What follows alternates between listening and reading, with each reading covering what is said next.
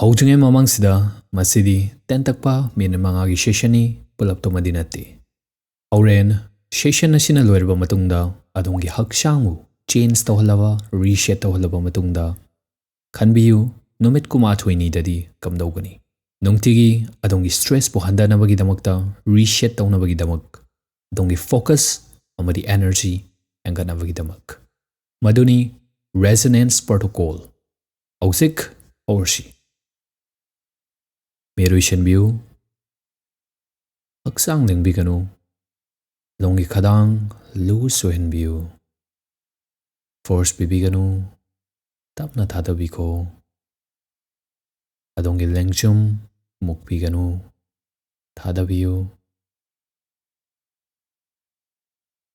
Ahan mada Wanamak tapthansi Changchat amada Taan amada Shorsanasi Force tawbiganu effort kana pibiganu hold tawbiganu short singsan biu ani ahum mari manga shor hondok biu ani ahum mari manga amuka singsan biu ani ahum mari manga hondok biko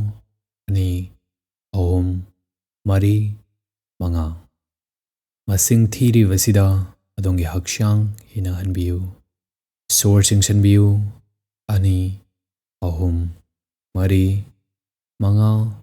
hondok biko ani ahum mari manga adongi mihul adu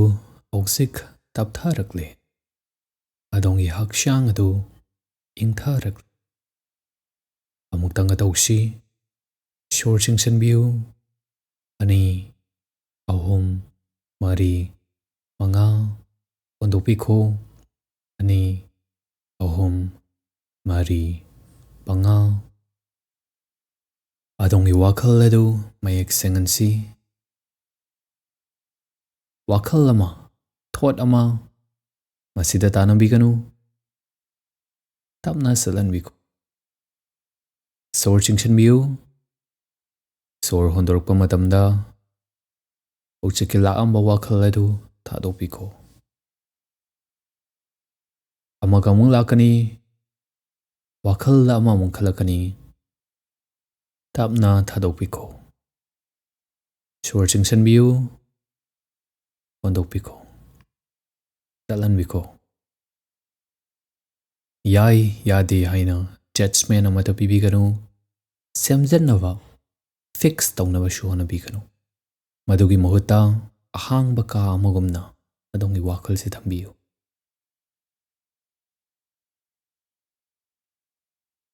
hausikti session asigi khwaidagi maruoiba tangkakta laksi adongi ihang hangba wakhal lesida watsak amatang khalo adona ngasi loishandaba yade haina khangba ma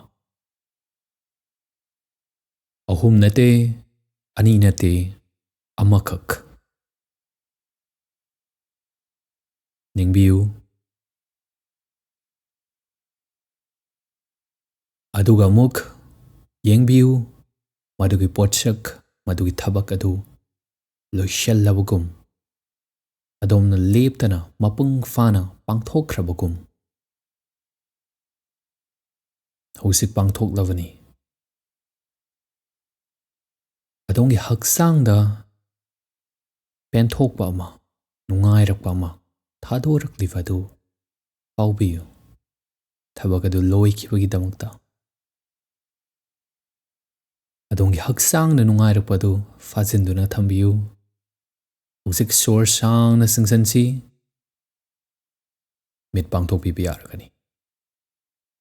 straight oina fambiyu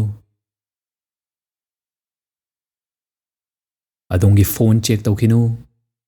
hojiki whatsapp adu adong khankivadu madu hana pangthokpiyu masini ekhoigi numit kuma thoini resonance protocol dagi ehangna tentakna adongi damukta lokthok sarakpa February gi date 1 dagi hogani adomna adongi haksang ase hardware dagi oina fix tawragi reset tawhalage stress meditation mindfulness manifestation Sigumba kaya ase hena mapung fana pangthoknabagidamag DM tawbirakpa yagani.